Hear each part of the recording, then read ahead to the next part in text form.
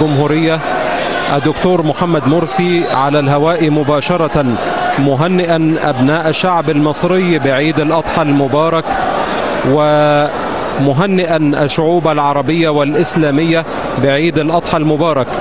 سيادة الرئيس الدكتور محمد مرسي رئيس الجمهورية الدكتور الحديد وكل أبناء مصر وكل المسلمين، كل عام أنتم وأنتم جميعا بخير.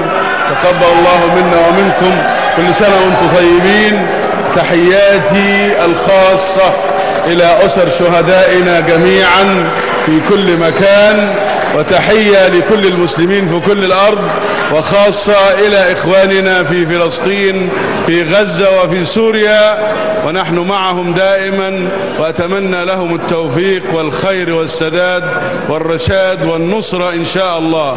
كل عام وأنتم بخير جميعا، أحييكم، والسلام عليكم ورحمة الله وبركاته.